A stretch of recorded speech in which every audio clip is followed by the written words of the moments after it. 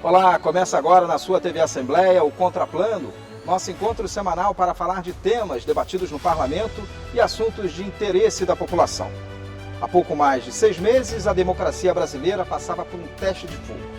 A invasão às sedes dos 3 poderes em Brasília, o ataque foi uma tentativa mal sucedida de golpe contra as principais instituições do país. Mais de 2.000 pessoas foram presas e o caso continua sendo investigado, inclusive pelo Congresso Nacional, que criou uma CPMI para apurar responsabilidades pelos ataques do 8 de janeiro. Mas como anda e que resultados podemos esperar dessa investigação? Quais os desafios e perspectivas que a democracia brasileira ainda tem pela frente?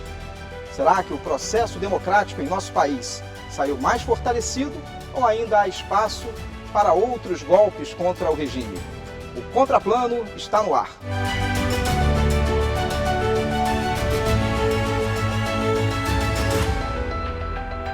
Para debater sobre os desafios da democracia brasileira, recebemos o deputado federal e titular da CPMI do 8 de janeiro, Duarte Júnior, o também deputado federal e também titular da CPMI do 8 de janeiro, Rubens Júnior, e o professor historiador Wagner Cabral.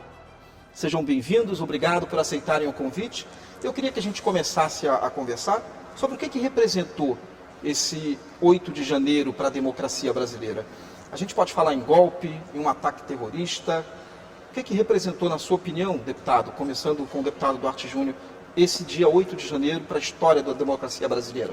Primeiro, é um prazer estar aqui contigo, com todos os telespectadores da TV Assembleia, os canais de comunicação da TV Assembleia, do lado do meu querido amigo Rubens Júnior, colega titular, deputado experiente do Partido dos Trabalhadores na Câmara Federal, que tem uma experiência e tem contribuído muito para as investigações, do lado do professor Wagner também, uma grande honra, uma grande alegria.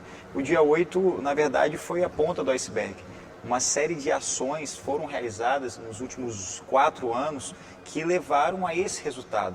Uma série de discursos do então presidente Jair Bolsonaro contra a democracia, contra as instituições de justiça. O presidente, no exercício, tem um caráter simbólico de todas as suas ações, acabou por gerar na população toda uma falta de credibilidade nas instituições públicas, nas instituições de justiça, que fez com que uma série de ações fossem realizadas. E não só o dia 8 de janeiro. Teve um momento em que Brasília foi invadida por uma série de manifestantes bolsonaristas. Após a eleição, após a eleição, 2022, né? A tentativa de invadir o prédio da Polícia Federal, o ônibus sendo jogado de cima de pontes, de viadutos, as rodovias sendo congestionadas, paralisação por parte dos caminhoneiros, ou seja, uma série de ações para tentar gerar o caos. Graças a Deus, como disse na CPMI, foram incompetentes até para a prática de um ato criminoso. Então, o que estava em jogo ali era a democracia. E quando estamos diante de uma ditadura, essa entrevista, por exemplo, ela não seria realizada. Nós estaríamos diante de um processo onde a liberdade de expressão, a liberdade de imprensa, remédios constitucionais como o habeas corpus deixariam de existir. Então, realmente é um momento que precisa ser dada devida atenção. É uma data que precisa ser estudada e por parte da CPMI nós estamos fiscalizando, investigando para identificar e punir todos aqueles que financiaram, instigaram, que mobilizaram pessoas para a prática desse ato. Deputado Rubens, qual a sua opinião sobre o 8 de janeiro? E acrescento mais uma pergunta. Onde que o senhor estava no dia e como é que o senhor tomou conhecimento? Como foi o seu até posicionamento diante do que o senhor via pela televisão naquele dia? De fato, não é algo normal, não é algo contra um governo, não era uma manifestação contra o governo do presidente Lula. Porque há 2 correntes, 2 narrativas. Uma diz que era um ato pacífico com umas velhinhas e que no meio do caminho resolveram se excederam e quebrar algumas coisas. Eu não acredito nessa versão. A outra é que houve um ataque organizado, planejado e financiado na sede dos 3 poderes. Foi atacado o Palácio do Planalto, foi atacado o Supremo Tribunal Federal e foram atacadas 2 casas do Congresso, a Câmara e o Senado.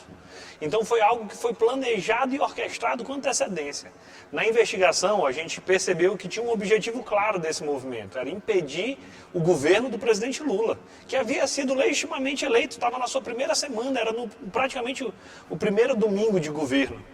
Então, não era algo para reclamar de um governo, para reclamar da lista de ministros ou para reclamar das primeiras medidas. Não, era para de fato depor. Eu não conheço na história do Brasil nada que seja a ocupação da sede dos três poderes que não seja hoje caracterizado como uma tentativa de golpe de Estado. E nós percebemos durante a investigação que nós tivemos outras tentativas de golpe anteriores ao do dia 8. Eles discutiram muito uma decretação de uma GLO, com a decretação de uma intervenção federal em estado de sítio, para impedir a posse do presidente Lula. Eles tentaram colocar uma bomba no aeroporto de Brasília para criar uma convulsão social, para justificar a intervenção federal. E como nenhuma das duas deu certo, nenhuma das duas deram certo, é que eles culminaram na terceira tentativa do dia 8 de janeiro. Essa tentativa seria no dia 1º de janeiro, para impedir a posse do presidente Lula.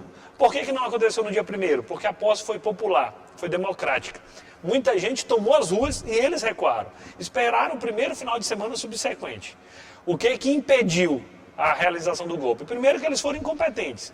Segundo, a decisão acertada do presidente Lula em decretar a intervenção federal. Outra coisa que não é comum nos livros de história. A decretação de intervenção federal não é tão comum assim, não é algo que ocorra ordinariamente. Mas a decretação da intervenção federal no sistema de segurança do Distrito Federal foi decisivo para impedir o golpe. Depois que foi decretada a intervenção, pouco tempo depois, a sede dos três poderes estavam desocupadas. E aí eu entro na segunda parte, onde eu estava. Eu estava em casa com a família, que era um domingo. Na hora que eu olhei aquilo pela televisão, eu estava no mandato, eu peguei um avião e fui para Brasília. No dia seguinte, na segunda-feira, eu fui o relator do projeto da intervenção federal. Porque a intervenção é decretada pelo presidente, mas tem que ser aprovada numa sessão extraordinária pelo Congresso Nacional. E foi aprovada até para ter um caráter simbólico. Atentaram contra as instituições, quebraram nossos vidros e mancharam nossas paredes. Mas as instituições brasileiras são mais fortes do que aquelas paredes. A instituição está muito além daquilo. Tanto é assim que o atentado foi no domingo, na segunda-feira a Câmara dos Deputados aprovou no plenário da Câmara e na terça-feira o Senado Federal aprovou o decreto de intervenção federal. É importante que nós investiguemos quem participou daquele ato, quem planejou, quem financiou, como se organizaram, para evitar que outras tentativas como essa se repitam. O saldo disso tudo tem que ser o seguinte: olha, mexer com a democracia é crime e nós não podemos compactuar com isso. Professor, como é que a gente vai ler nos livros de história daqui a 10, 20, 30 anos esse episódio? Foi golpe? Foi golpe, com toda certeza. Uma tentativa, pelo menos, né? Uma tentativa de golpe. E eu diria mais, os historiadores têm se dedicado muito aos chamados processos de transição e às chamadas justiças de transição, ou seja, a saída de regimes autoritários e os processos também de saída de regimes traumáticos, de situações de crise aguda e tudo mais. Eu sempre gosto de falar, por exemplo, que na Alemanha, né, depois da derrota de Hitler, né, na Segunda Guerra Mundial, eles adotaram a política dos 4 Ds. Era desnazificação, democratização, descentralização e desmilitarização.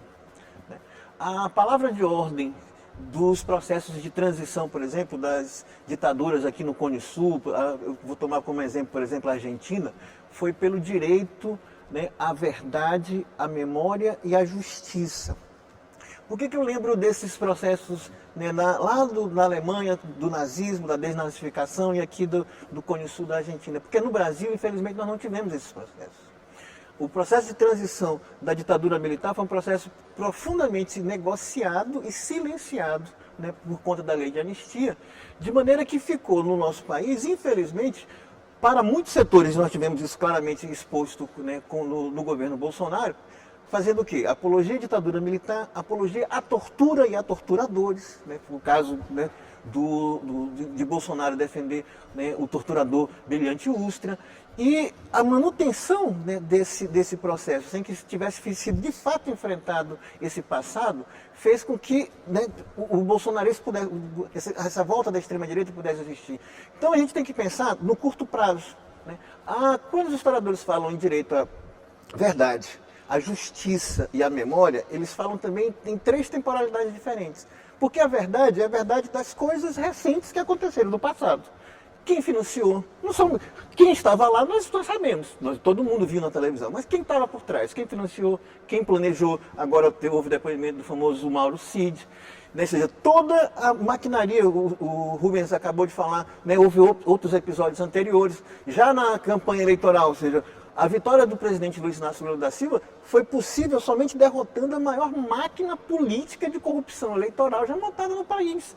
Vejam os milhares de créditos dados para taxista, para caminhoneiro, distribuição irregular de Bolsa Família, enfim, tudo que está sendo investigado também. Foi derrotada a maior máquina política e depois tentaram sucessivamente vários golpes. Ora, então, primeiro, a verdade sobre os fatos recentes do passado. Segundo, a justiça, que é a justiça imediata, ou seja, nós estamos na democracia, como bem lembrou, né, o deputado Duarte, essa entrevista só é possível na democracia. E eles também têm que ser julgados conforme as regras democráticas, do direito a advogado, a uma prisão justa, em condições decentes, mas precisam ser julgados. Por quê? Porque ou a democracia se defende, ou ela vai dizer em alto e bom som, não há custos para golpistas, não há nenhum tipo de ônus. Pelo contrário, eles têm que ser responsabilizados, perder direitos políticos, quem tiver que perder. Já tivemos agora a primeira responsabilização do ex-presidente Bolsonaro, perdendo direito político por 8 anos, e ainda há mais 15 processos aí para responsabilizá-lo. E todos os que mais estiverem envolvidos. Então, justiça imediata. E o terceiro, esse que é o mais complicado sempre do ponto de vista do Brasil, que é o dever de memória. Porque se daqui a 10 anos não tem aquele famoso expressão, como é que é, o Brasil a cada 15 anos esquece tudo, e anistia tudo, e silencia tudo, se daqui a 15 anos a nova geração esquecer de tudo isso, significa que a extrema-direita vai continuar ativa, vai continuar dizendo que a ditadura militar foi boa, que a tortura foi boa, e que essa experiência que estava aí foi boa. Então, para derrotar, né, a extrema-direita, para defender a democracia, é preciso que se pense, e é um processo muito mais complexo, para além do imediato, em políticas mais amplas de memória, de defesa da democracia, dos direitos humanos, né, que também retome, né, todo esse conjunto de casos e de processos que aconteceram decorrente de crimes de ódio, porque o 8 de janeiro está conectado, por exemplo, a assassinatos que aconteceram no Ceará, no Paraná, do cara que está comemorando o aniversário dele e que chega um bolsonarista e mata. Talvez seja importante, e aí até o deputado Duarte falava também na fala dele, que isso não tem a ver necessariamente com o resultado de uma eleição, né? Isso já é um processo anterior, que já existia também, para culminar isso. E tem uma questão que é importante destacar, que Bourdieu fala do caráter simbólico das coisas. Um jornalista, enquanto ele apresenta um telejornal, ele tem um símbolo. O deputado, ele tem uma postura que é um símbolo, que pode estimular ou desestimular as pessoas a praticarem determinados atos. E a postura do ex-presidente Jair Bolsonaro foi uma postura que, inegavelmente, ele verbalizou aquilo que algumas pessoas guardavam para si por entender que era algo totalmente absurdo. E quando um presidente ele fala coisas totalmente absurdas, desconexas com aquilo que é razoável, as pessoas entendem que realmente elas estão livres para poder pensar e agir daquela forma.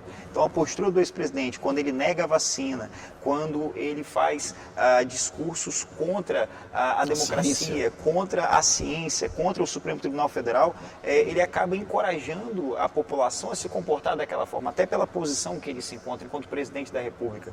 E um dos papéis muito importantes, professor, dessa CPMI, ela vai muito além de encontrar e identificar aqueles que cometeram crimes, de financiadores, de mobilizadores, daqueles que têm um cargo, um mandato, que têm privilégios, mas que auxiliaram, instigaram esses atos. Mas a CPMI ela tem um papel fundamental no sentido de dar visibilidade a essas informações, para que as pessoas não esqueçam o que de fato aconteceu. No depoimento do Mauro Cid, eu e o Rubens e muitos outros deputados tentamos ao máximo fazer com que ele falasse alguma coisa, de todas as formas, de todas as maneiras. Ele nada falou, mas ali nós utilizamos aquele espaço para mostrar, olha, você trocou mensagens com o Coronel Lawande, a sua esposa trocou mensagens com a filha do general Vilas Boas, no momento em que troca mensagem falando quem é que vai comprar o cachorro-quente, quem vai comprar os descartáveis, manda todo mundo vir para Brasília, quem vai pagar para poder trazer essas pessoas, quem não puder vir para Brasília, que fique na porta do quartel nas suas cidades,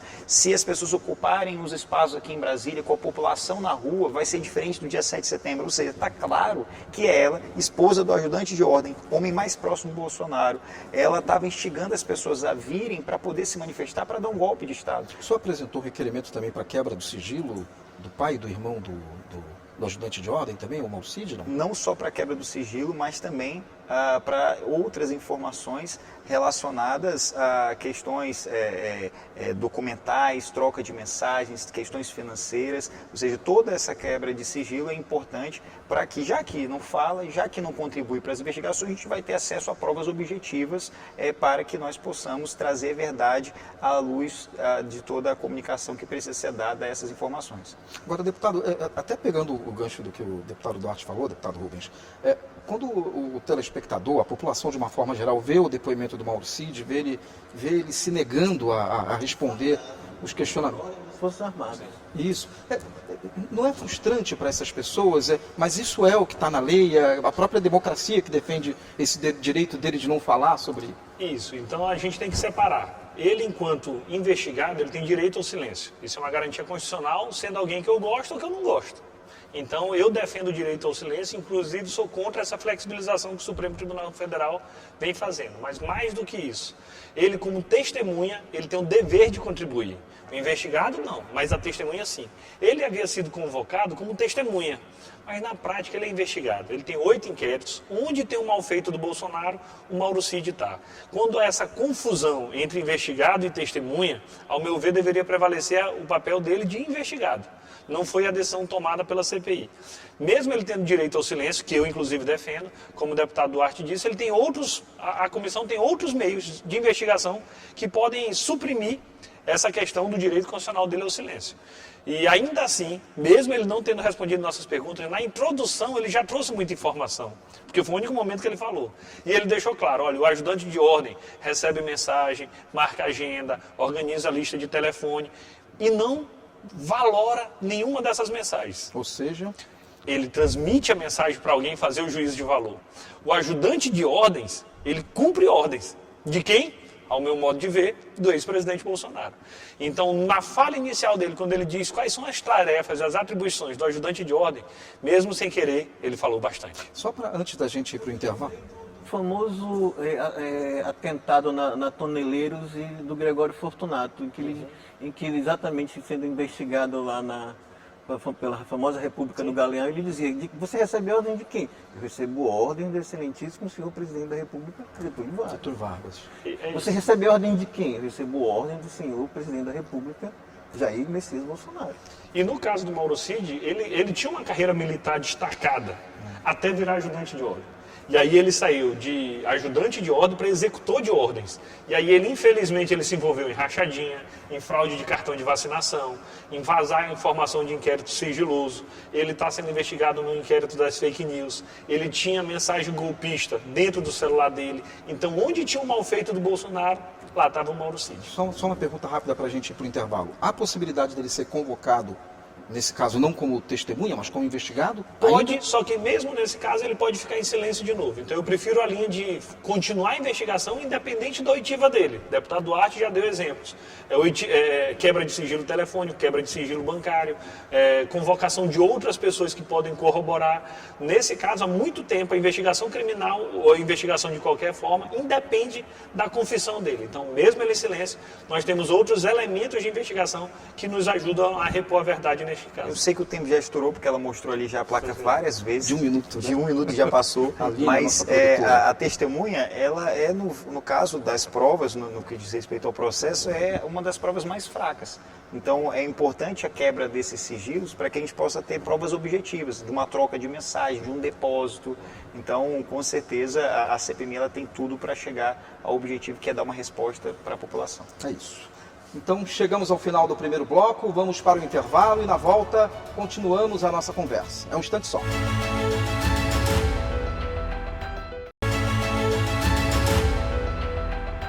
Contraplano está de volta pela sua TV Assembleia. No programa de hoje estamos conversando sobre os desafios da democracia brasileira.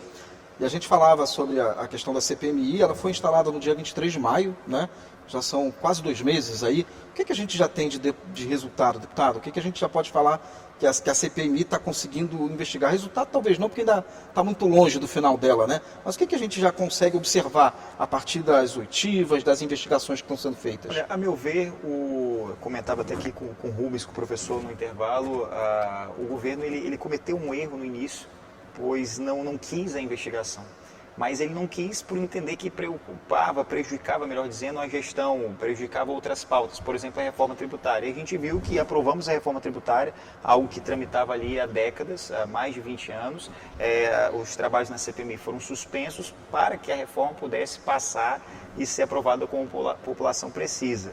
Mas tudo aquilo fez com que a oposição criasse uma lógica, uma narrativa que só é lógico na cabeça deles de que o algoz possa se transformar em vítima. Então, ao meu ver, a CPMI ela tem um papel muito importante, tem conseguido alcançar esse resultado de dar visibilidade às informações. A partir do momento que a gente demonstra essas mensagens, a partir do momento que a gente demonstra que uma confissão é aquele sujeito que havia alguma dúvida quanto à sua responsabilidade ou culpabilidade, a gente passa a demonstrar à população quem de fato é vítima, que a democracia de fato corria um risco, que o Bolsonaro ele queria permanecer no poder não por força do voto, derrotado nas urnas, ele queria a todo custo permanecer no poder por força de um golpe de Estado. Então a CPMI ela tem essa importância de dar visibilidade às informações, toda uma importância histórica para mostrar para as pessoas o quão é importante que as leis possam ser respeitadas. Aqueles que falam em liberdade defendem uma ditadura. Ditadura que compromete a liberdade de pensar, a liberdade de falar. As redes sociais que hoje existem, os veículos de comunicação que hoje existem diante de uma ditadura, eles não têm liberdade de falar, de concordar, de discordar. Aqui você pode falar contra ou a favor de um governo, manifestar a sua opinião. Numa ditadura, não. Então, uma CPMI, essa CPMI, ela tem esse papel muito importante. No entanto, eu compartilho aqui, não sei se o Rubens concorda comigo, uma preocupação. Eu entendo que o presidente da CPMI, o deputado Arthur Maia, tem uma boa relação com ele, respeito bastante, mas eu entendo que ele tem que agir de forma mais firme, um pouco mais firme com determinados comportamentos. O deputado Rubens, nessa última reunião, não teve condições de falar, porque o Abílio Brunini, deputado da extrema-direita, atrapalhava ele a todo custo. Filmava, botava o celular assim na frente do rosto dele, tentando tirar a concentração. Na reunião anterior a essa, foi comigo. Tentou me provocar da mesma forma, com muita tranquilidade, eu coloquei ele no lugar dele e continuei com os meus questionamentos. Mas a imagem que passa para a população é de que ali dentro só tem menino. E deteriora a imagem da política e dos políticos. O Rubens, ele tem mestrado em Direito Constitucional, eu tenho doutorado em Direito Constitucional, ele é advogado, exerce a profissão, eu também sou advogado. A gente se prepara, a nossa equipe nos auxilia, traz informações, a gente estuda os documentos que nós tivemos acesso, ou seja, são deputados que se preparam para poder fazer aquele papel, mas que coloca em risco todo esse trabalho, porque existem deputados de extrema-direita que sabem que são culpados por aquele ato, que são partícipes daquele ato, mas prejudicam todas essas operações porque o presidente não age de forma firme. Ao meu ver, deveria retirar quando prejudica o andamento dos trabalhos, e também uma falha, na minha opinião, é que diante a um crime de falso testemunho, ninguém é obrigado a constituir prova contra si, mas no momento que chega lá, está depondo quanto testemunha e mente, e está comprovado que mentiu, como o Vasquez mentiu, como o coronel Lawande mentiu, tem que ser dado voz de prisão, porque se comete crime fora, nós temos que investigar e punir. Agora, se comete crime dentro, numa reunião de uma CPMI, e o presidente testemunhar a prática incriminada a fazer, isso compromete um resultado futuro, e nós não queremos que essa CPMI acabe em pizza. O senhor tem a mesma opinião, deputado? Sem dúvida alguma. A CPI tem uma vantagem que ela já pegou outras investigações em andamento. Então a gente já teve acesso aos inquéritos que corriam, tramitavam no Supremo Tribunal Federal, algumas investigações que o TCU fez, algumas ações judiciais que a AGU fez, que a CGU fez, e cada uma de um âmbito diferente. Supremo, os inquéritos. O TCU, para saber, inclusive, ajudar nos danos causados por todos, afinal de contas, há um dano que é mensurável de patrimônio da União. A AGU já ajuizou ação para bloqueio de recursos. Nós temos mais de 20 milhões de recursos bloqueados, justamente de quem financiou o golpe. Como é que a gente descobriu? Parte dessas pessoas chegaram de ônibus em Brasília, e esse ônibus foi pago por alguém. A AGU pegou a cópia de quem pagou e pediu bloqueio lá da empresa originária. Com isso, inclusive, a gente já começa a identificar os financiadores. Não são grandes financiadores nacionais, mas são grandes financiadores regionais, locais. Então a gente percebe, tem gente do agro do Paraná, do Mato Grosso, tem fazendeiros do Pará. Então tem uma rede que vinha financiando atentados contra a democracia. E a CGU também já tem investigação para saber quem, integrante do governo, foi omisso. Quem, integrante do governo, contribuiu de alguma forma para essa participação. Era a primeira semana do governo, o presidente Lula sequer tinha feito todas as alterações na composição da sua própria equipe de governo. Então a linha do presidente Lula é investigar todos, apurar a responsabilidade, independente de quem foi, inclusive se eventualmente tivesse sido algum, na época, integrante do governo. E o objetivo disso tudo é justamente apurar responsabilidades, afinal de contas é crime, mas principalmente ter um caráter educativo para frente e estancar os ataques à democracia. Não nos enganemos. Quando há um movimento orquestrado de ataque à democracia, esse movimento não é isolado. Esse movimento se repete.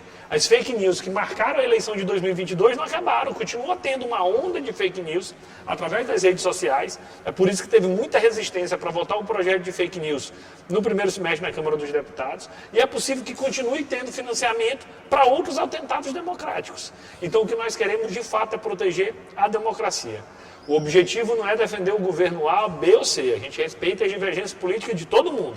Mas quando o ataque é contra os três poderes, contra as instituições, é o sistema democrático, aí não dá de compactuar. Hoje há uma tese no ambiente político nacionalmente que é de ampliar, inclusive dialogando com o centro democrático. Com quem a gente não dialoga hoje? Com os extremistas. O nosso desejo é isolar a extrema-direita, que são aqueles que são negacionistas, que negaram a vacina, que negam as estatísticas. A gente acabou de sair um censo, viu a quantidade de erro que tinha, que nega Terra redonda, né? Os terraplanistas. Tem gente que nega até a democracia. Com esses, não dá de dialogar. Professor, o senhor tem acompanhado os trabalhos da CPMI, que expectativa o senhor tem? Também queria que o senhor falasse dessa questão de guerra de narrativas, né? O deputado Duarte falou, o deputado Rubens falou da questão das fake news. Como é que isso impacta nessa discussão de democracia atualmente? Eu sempre gosto de destacar, por exemplo, para os meus alunos, quando eu trabalhava com a história do Brasil, que a gente tem, digamos assim, alguns períodos da história republicana brasileira com polarizações. Se você pega, por exemplo, a saída lá do regime do Estado Novo, a ditadura de Getúlio Vargas, até 64, você tem 20 anos, por exemplo, de uma polarização entre trabalhismo com Getúlio Vargas e antitrabalhismo, né, que seria hoje, digamos, representado pela direita da época, que marcou durante 20 anos. Ou seja, foi a queda de Getúlio, depois um mandato presidencial. Getúlio volta ao governo eleito. E é um período marcado por crise contínua. Eu acabei de mencionar o caso do atentado da Rua Toneleiros, e depois o próprio episódio do suicídio de Vargas, mas a morte de Vargas não acaba com a polarização, ela se estende e acaba resultando lá em 64 no golpe. Então, eu sempre digo, olha, precisamos pensar o seguinte: isolar a extrema-direita é importante, e combater exatamente as fake news e fazer essa guerra de narrativos, entre outras coisas, porque eles trabalham, eu até comentei aqui no intervalo, mas afinal de contas, se a direção política e toda a condução dos trabalhos da CPMI está sendo feita pelo campo democrático, e foram exatamente os bolsonaristas que se propuseram, por que eles fizeram isso, né? E Rubens exatamente me respondeu. Mas não tem lógica, professor. O senhor não pode esperar a lógica do que esses outros fazem. Só na cabeça deles que um algoz vai se transformar em vítima. Para manter a narrativa deles, ou seja, porque eles precisam ficar criando factoides. Até o fato de pegar celular e colocar na cara de vocês, assim, já faz para ficar... Ou seja, porque se um de vocês reage, já vai criar a maior coisa do mundo. Imaginem... Então... manter essa polarização, me parece, para eles é fundamental hoje, né? Ou seja, a todo custo, com fake news e tudo mais. Nós depois tivemos um outro período de polarização, mas que nem dá para se comparar, por exemplo, com trabalhistas e antitrabalhistas, que foi, por exemplo, o período de PT-PSDB. Né? Ou seja, se a gente pega da eleição de Fernando Henrique, 94, depois 98, depois Lula, 2002, depois Lula novamente, 2006, até 2010. Quando chega em 2014, é que de fato o setor com Aécio Neves é que vai partir para para acabar com a polarização, quando exatamente vocês vão lembrar, quem começou a história de que o sistema eleitoral era fraudado foi a Aécio Neves e o PSDB em 2014. Né? Na sequência, próximo das primaveras brasileiras. Isso, na sequência lá das mobilizações de junho e tudo mais, e aí você tem todo o discurso anticorrupção que depois vai gerar Lava Jato e tudo mais. Ora, você tinha uma polarização, mas era moderada. Ou seja, quem vai romper exatamente foi derrotado lá em 2014, Aécio, PSDB, e depois vai seguir essa onda que vai desembocar na extrema-direita. Só tem um soluço que interfere isso e que, por exemplo, parte ainda do capital político ainda não percebeu, que é justamente a mudança dos meios de comunicação, com a ascensão das redes sociais. E neste caso, veio para mudar a democracia. A direita compreendeu isso melhor, globalmente falando, não estou falando apenas do Brasil, por isso que venceu várias eleições. Está errado quando se usa, obviamente, qualquer tipo de fake news para isso, mas ele sabe que o ódio, que o dissenso, que a espetacularização ajuda o algoritmo, forma mais bolhas, e isso tudo terminou tendo o resultado eleitoral que teve nos últimos 5 anos, digamos assim.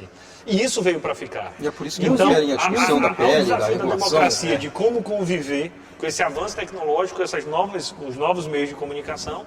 Isso não veio para acabar a democracia, veio para fortalecer. Sem deslumbramento, porque houve muito deslumbramento inicial, por exemplo, com o Facebook, a Primavera Árabe, Occupy Wall Street, todo mundo, que coisa legal, etc. É fácil de mobilizar. Redes sociais, é muito fácil de mobilizar, etc. e tal. E aí a direita percebeu. Agora, o primeiro teste político, Bolsonaro nunca foi parlamentar, ele passou 28 anos sem fazer nada. Passou mais 4 anos sem fazer nada também como presidente da República. Ele terceirizou a gestão por um centrão, e aí você tem aí o presidente da Câmara, não por acaso. Ciro Nogueira era chefe da Casa Civil. Sem capacidade nenhuma de articulação na oposição. E, portanto, me parece que a capacidade de sobrevida deles depende, primeiro, em que medida, né, a democracia vai ter capacidade exatamente de avançar no tocante à responsabilização dessa rede toda de financiadores, de fake news e tudo mais, e efetivamente, né, atribuir responsabilidade a quem quer que seja.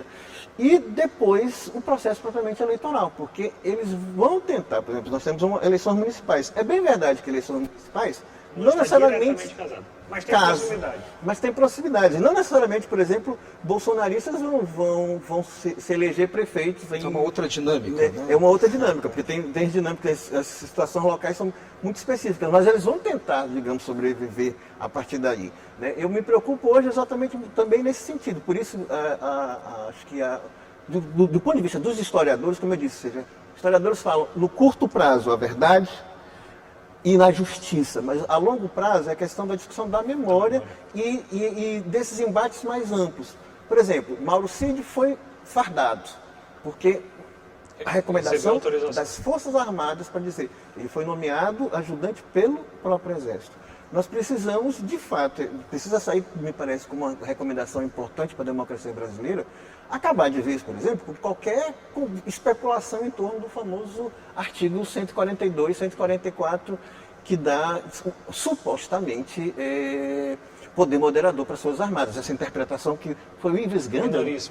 Minoritária.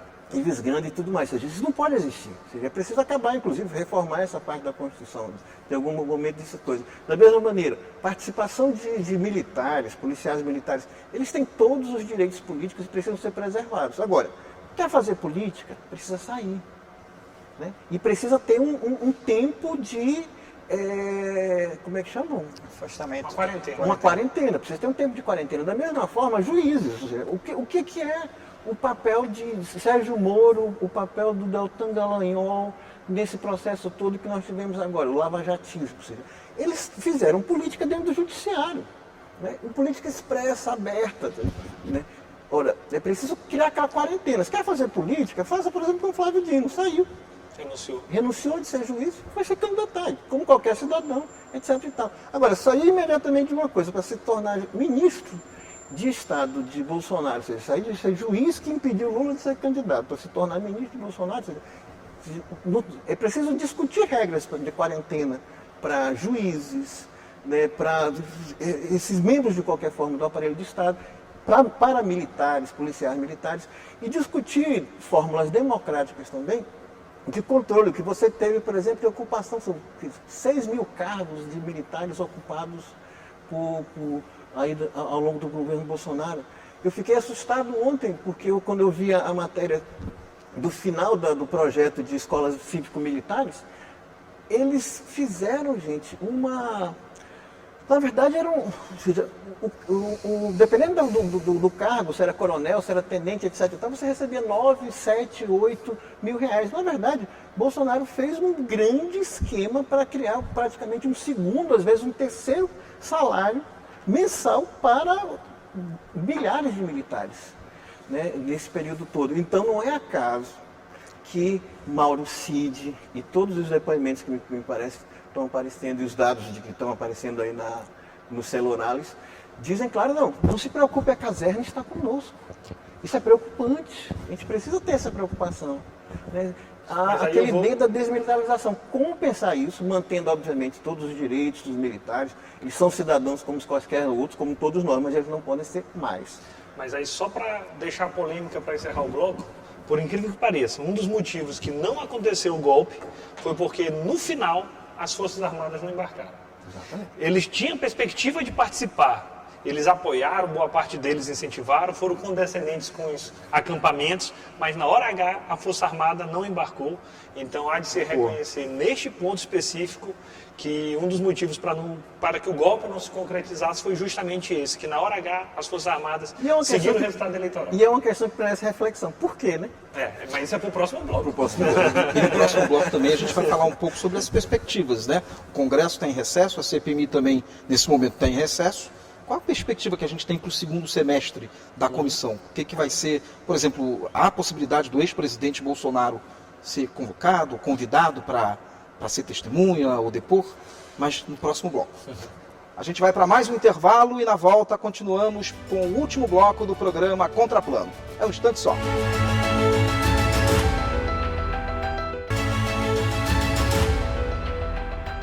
Voltamos para o último bloco do programa Contraplano, aqui pela sua TV Assembleia.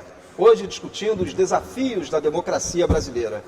Os nossos convidados, o deputado federal e titular da CPMI do 8 de janeiro, Duarte Júnior, o também deputado federal e também titular da CPMI do 8 de janeiro, Rubem Júnior, e o professor e historiador Wagner Cabral. Deputado Duarte, a gente está no período de recesso, eu terminava o segundo bloco falando isso, parlamentar no Congresso Nacional, consequentemente a CPMI está parada. Que perspectivas a gente tem para essa volta ao trabalho? O que a CPMI está discutindo para o segundo semestre? E aí eu também acrescentei uma pergunta: há possibilidade do ex-presidente Bolsonaro ser convocado ou convidado para falar na CPI, da CPMI? Olha, no caso, o recesso é de estar lá em Brasília, né, Rubens? Estar lá na Câmara, no Congresso, debatendo lá. Mas as ações, o trabalho, ele continua.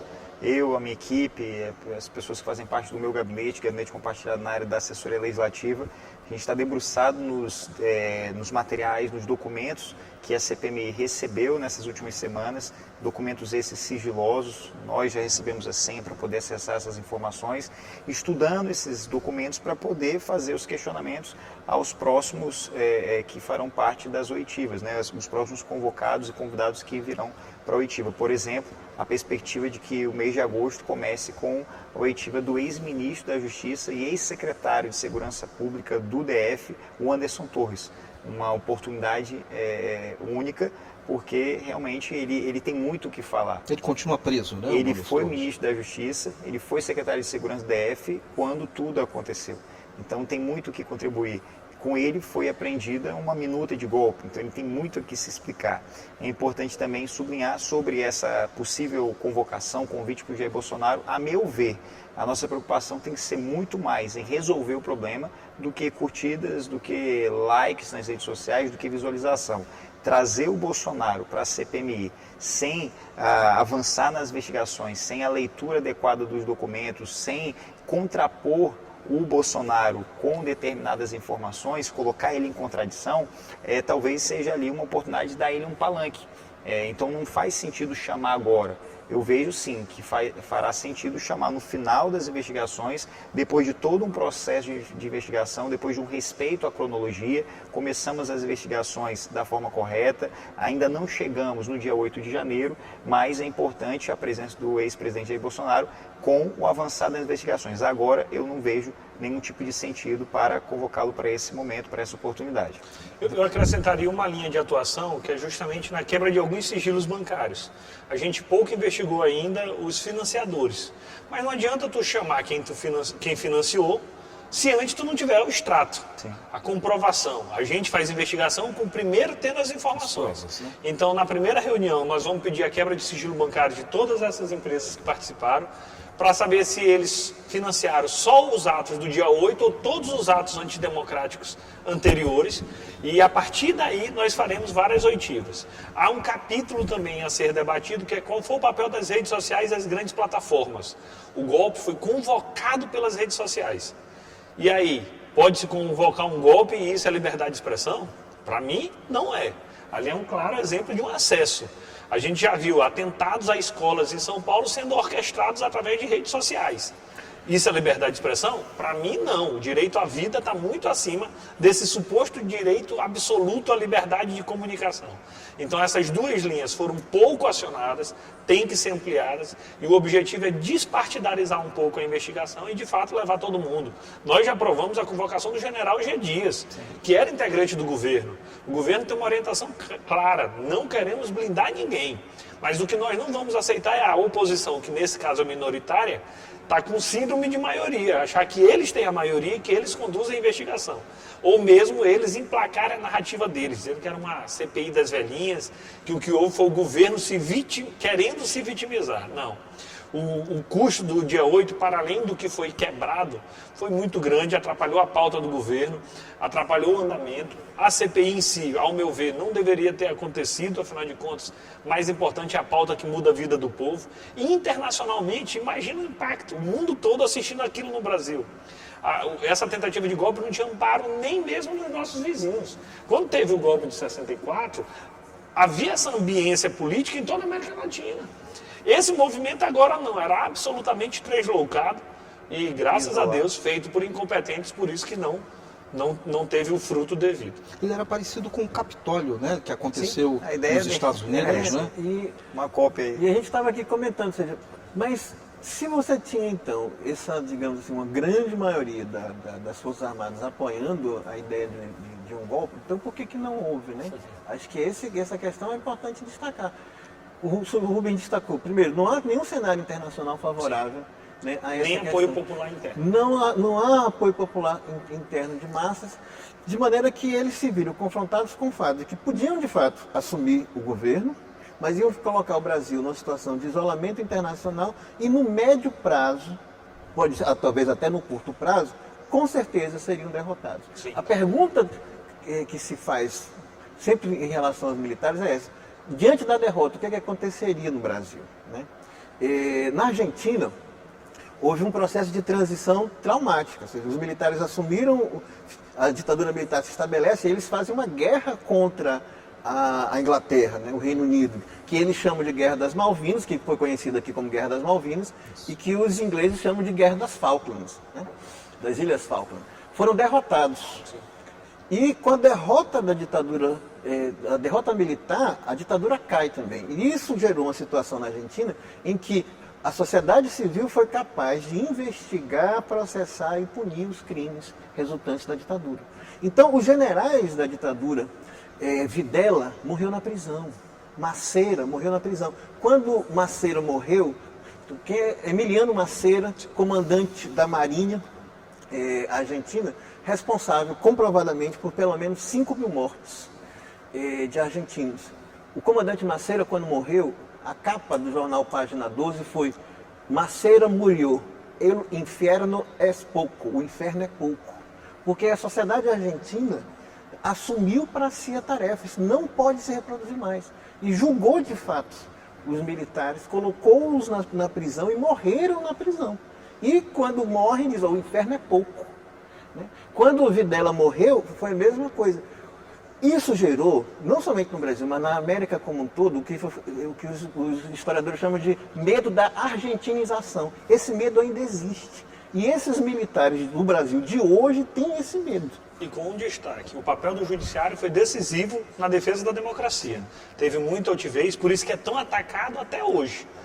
Especialmente o Supremo Tribunal Federal. Então, o Judiciário teve um papel decisivo na defesa da democracia e o presidente Bolsonaro, o ex-presidente Bolsonaro, também teve uma participação decisiva.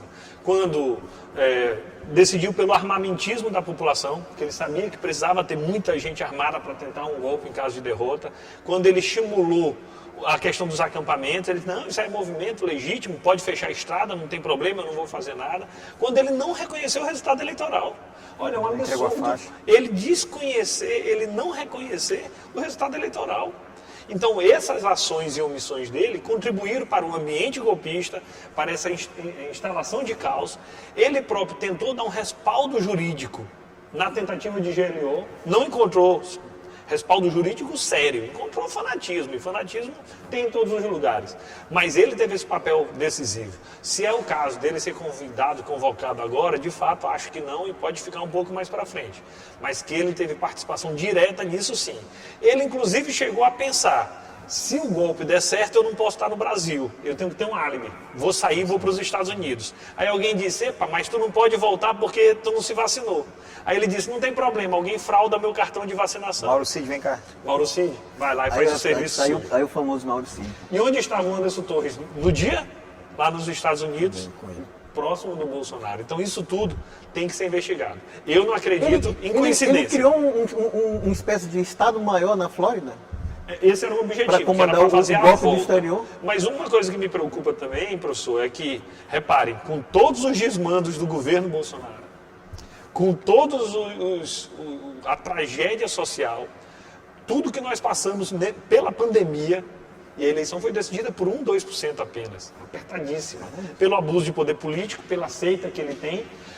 Então, apesar do Bolsonaro, de tudo que ele fez e desfez, foi uma eleição apertada, enfrentando um grande líder popular. O Lula era e é o candidato mais forte da esquerda do campo progressista. Então isso é preocupante. Um complemento ao que o professor falou das eleições municipais. O Abílio Brunini, quem acompanha aqui e não conhece, bota no YouTube aí, né? Bota Rubens Abílio Brunini, bota Duarte Abílio Brunini. Não, é sério, nós dois, ele tentou com a gente. Oi? A deputada Érica Hilton também. Abílio Brunini, deputada Érica Hilton. É com todo mundo, não é comigo, não é com ele, não é com a Érica, é com várias pessoas. E o comportamento dele é extremamente fora da razoabilidade. E aí tu vai lá para o Mato Grosso e vê quem que está em primeiro lugar nas pesquisas disparado para prefeito. Ele. Em Campo Grande? Em Campo Grande. Não, em Cuiabá. Cuiabá, perdão, em Cuiabá. Então, é algo assim que a gente fica extremamente surpreso com esse resultado, porque tanto eu como o Rubens, que estamos na política, precisamos do voto das pessoas, trabalhamos todos os dias para poder nos preparar para melhor nos posicionar, a gente sabe que qualquer erro, qualquer deslize, uma palavra mal empregada pode ser o fim. E ele não, ele se comporta muito parecido com aquele Batoré da Praça Nossa, lá do SBT. Você pensa que é bonito ser feio. E ele se comporta daquela forma, ele faz coisas extremamente desproporcionais, age de forma feia e acha que é bonito agir daquela forma. Mas tu sabia que ele disputou a última eleição de prefeito? Ele estava bem, com chance de ganhar a eleição, e num debate ele virou para uma candidata e disse, olha, você até vai bem para ser mulher. Então, essa discriminação dele contra as mulheres, de uma forma geral, foi decisiva para ele já ter perdido aquela eleição. Eu até acho que tem espaço para uns caras assim mais doidos no Congresso, porque ali são 513, muito tem plural. Que ter gente de todo jeito, no plural. Mas no Executivo, não. A gente viu a tragédia que foi o governo Bolsonaro. Por sorte, ele já está inelegível, não é nem por sorte, por rigor da lei, ele já está inelegível. Por justiça. Por justiça. Eu entendo que nós já temos que virar essa página. Eu evito até estar falando ordinariamente dele. E a inelegibilidade do Bolsonaro é bom até para a direita. Quem sabe a direita se reinventa. Quem sabe a direita apresenta um bom nome. Isso é bom para o debate democrático. Agora, com negacionista, é que não dá de debater. Agora, a gente pode dizer, né, que a democracia saiu fortalecida desse episódio do 8 de janeiro, quando vê, por exemplo, esse cenário aparecendo nas eleições, ou ainda a gente tem possibilidades, riscos de alguma... Eu sou daqueles que acreditam no seguinte: aquilo que não destrói a democracia fortalece. Então, para mim, a democracia sairá fortalecida desse processo todo, não apenas do ato do dia 8, mas de todo esse processo, dos usos das redes sociais, do combate às fake news, do amadurecimento do poder judiciário, da resistência democrática, do combate ao ato em si golpista. Então, eu penso que a democracia sai fortalecida. Eu continuo, professor Wagner, sem saber qual regime seria melhor do que a democracia.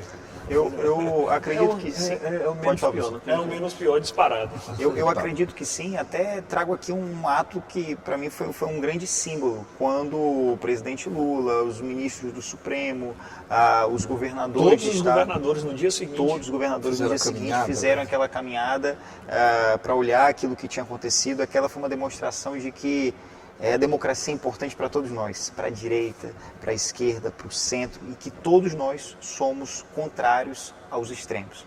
Aquilo que é extremo, o extremismo, é desproporcional, é tudo que a gente não precisa. A gente precisa de estabilidade econômica, a gente precisa de estabilidade emocional, a gente precisa de ações razoáveis. E para isso, representantes eleitos dentro das 4 linhas da democracia, eleitos dentro daquilo que a lei prevê, para agir trazendo às pessoas tudo aquilo que elas merecem, que é mais respeito, mais garantias de direito e oportunidade. Mas não nos esqueçamos, há uma crise da política. Sim. A forma de se fazer política no século XXI não é essa, a gente está no começo do século, a gente vem num processo de mudança.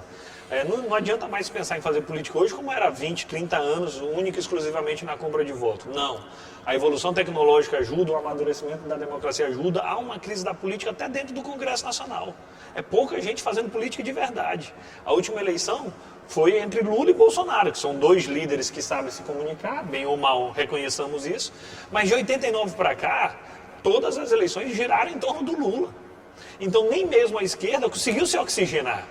É o Lula ainda, o Bolsonaro é o anti-Lula. Então nós devemos reconhecer de que há sim uma crise da política, nós precisamos entender para onde vai. Vai para a democracia, vai para a e-democracia, vai para uma meritocracia que seria para esconder algumas das desigualdades e manter o status quo. Para onde vai eu ainda não sei. Mas nós temos que reconhecer que a crise da política existe. Nós, políticos, inclusive, precisamos nos modernizar, nos comunicar melhor com a população. Tem boa parte dos partidos políticos que estão no século XIX, estão no século XX. E a gente já tem que preparar a democracia do século XXI, porque essa mudança é inevitável. E é muito pouco tempo de redemocratização, não, professor? São quase Até 40 maior anos, período, se a gente for né? pensar o período de redemocratização. Sendo bem otimista, nós estamos vivendo muito tempo de democracia no Brasil. É o período mais longo. O que talvez até estranho. Mas eu sempre gosto de lembrar a impressão que eu tenho.